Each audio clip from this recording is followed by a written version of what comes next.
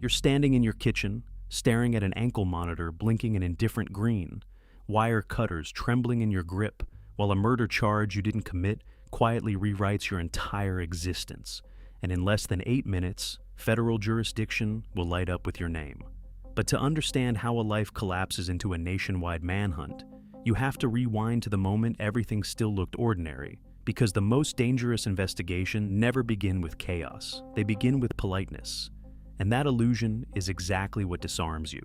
Level 1 begins not with sirens, but with a knock at 7 a.m., where two detectives stand composed and courteous, asking for a moment of your time, referencing a name, a date, a location, details that feel harmless until you realize they're mapping your life. You let them inside because innocence assumes transparency is protection, yet what you don't understand is that every word you offer voluntarily becomes signal intelligence, quietly feeding an investigative machine that doesn't need your guilt, only your proximity. For 40 minutes, they dissect your timeline, your relationships, your movements, while you answer honestly, believing truth is your shield, until a subtle shift in one detective's expression reveals something colder, not suspicion, but strategic interest. When they leave, nothing seems different on the surface, yet something beneath it has already changed. Because investigations don't announce escalation, they absorb information, and then, without warning, they begin closing in from directions you can't see.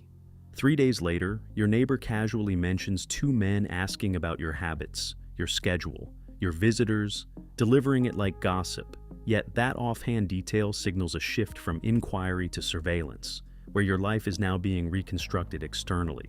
That night, you read a short homicide report, no suspects named, yet your hands tremble because although logic insists you're uninvolved, instinct recognizes a pattern forming, and patterns are exactly what investigators weaponize to turn coincidence into narrative. When they return a week later, the tone is unchanged, but the questions evolve, targeting your phone, your movements, your data. And when you hesitate about legal counsel, they subtly reframe it as suspicion, pushing you toward cooperation that feels voluntary but isn't. You hand over your data, unknowingly surrendering a digital map of your existence, where timestamps and locations can be rearranged into a story that fits prosecution needs. Because in modern investigations, data doesn't prove truth, it constructs it.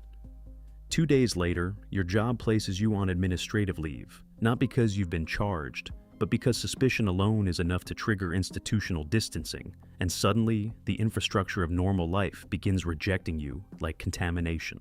Level 2 arrives quietly, in the form of a warrant, not for arrest, but for your DNA, where a simple cheek swab transforms your identity from person of interest into suspect, a label that carries far more weight than any formal accusation. That evening, Marcus sits beside you in silence, offering presence instead of questions. Yet even in that stillness, you feel the pressure building, because you understand the evidence forming against you isn't definitive, but it's dangerously persuasive. The next morning, your attorney outlines the narrative forming, your proximity, your phone data, vague footage matching your build, none of it conclusive, yet together it becomes a prosecutable story, and in court, stories convict far more reliably than the facts.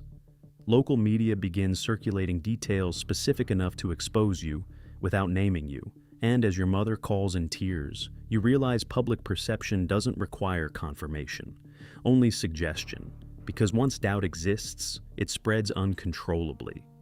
Your finances collapse under legal fees and lost income, illustrating a brutal truth.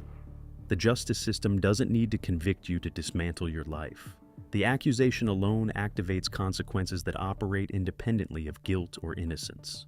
Level 3 escalates without warning when a judge signs your arrest warrant for first-degree murder, transforming suspicion into formal accusation. And in that instant, your legal status shifts into something that demands immediate, irreversible decisions. You surrender strategically, entering the system under controlled conditions. Yet the process is mechanical. Fingerprints, photographs, classification, reducing your identity to a barcode. Because once processed, individuality becomes irrelevant to procedure. Bail is set impossibly high, forcing your family into financial sacrifice. revealing how the system applies pressure not just to you, but to everyone connected to you, turning loyalty into collateral damage within a process designed to extract compliance. Back home, the ankle monitor defines your existence, shrinking your world into a controlled radius, where freedom becomes conditional and heavily surveilled, creating a psychological environment that feels less like liberty and more like extended incarceration. Then the DNA results arrive, linking a hair at the crime scene to you, a discovery that shifts the entire trajectory because physical evidence overrides narrative defense, and suddenly, your chances of acquittal collapse under scientific certainty.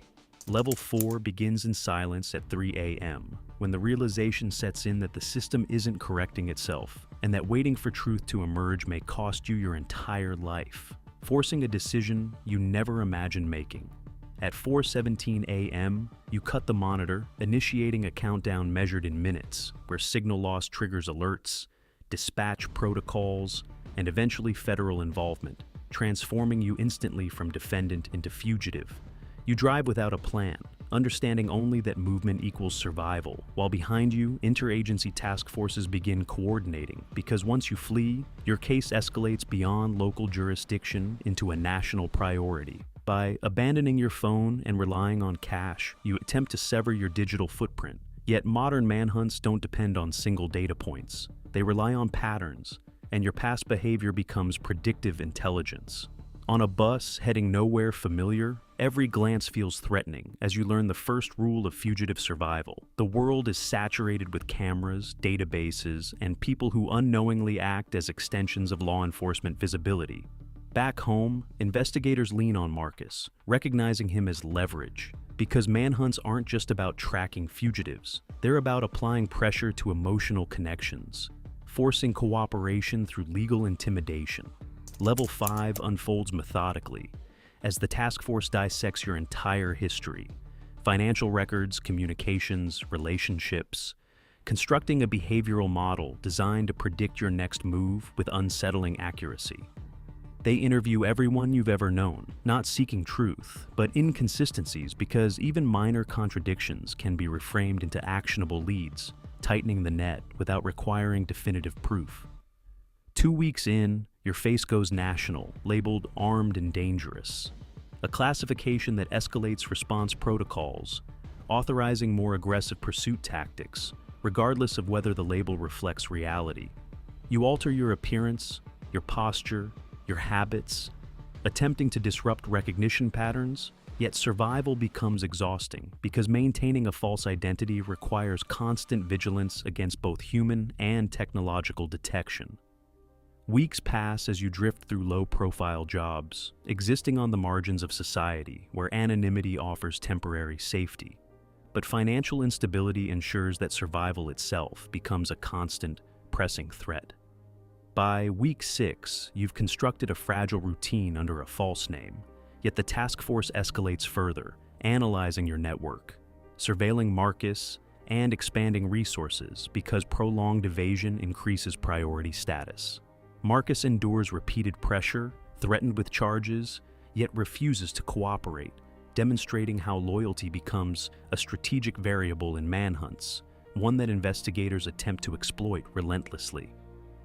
Level 6 arrives unexpectedly in a diner, where a breaking news alert announces another arrest, revealing that new DNA analysis has identified the real killer, dismantling the case that nearly destroyed you.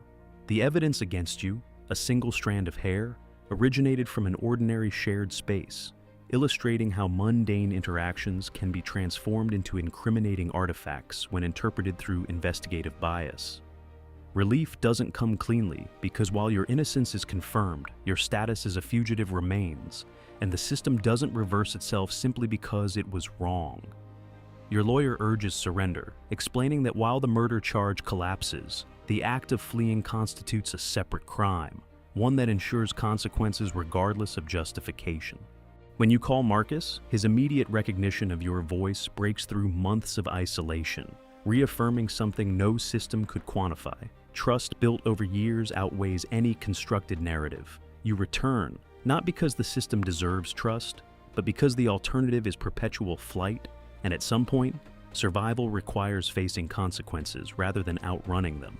The system processes you again, unchanged in procedure, demonstrating its indifference to context, as it continues functioning with the same mechanical precision regardless of past errors. Ultimately, you plead to lesser charges, receiving a reduced sentence that acknowledges systemic failure without absolving your response, reflecting a justice system that corrects outcomes but rarely addresses its own flaws. Marcus visits regularly, never emphasizing sacrifice, yet his quiet consistency underscores the unseen cost of your ordeal. Because while the system targeted you, it impacted everyone connected to you. When you're released, freedom feels altered, shaped by experience. As you step into a life that continues forward but carries permanent traces of what happened. Standing beside Marcus in his garden, sharing silence that requires no explanation, you realize that while the system nearly erased you, it failed to erase the one thing it couldn't measure: someone who never stopped believing you.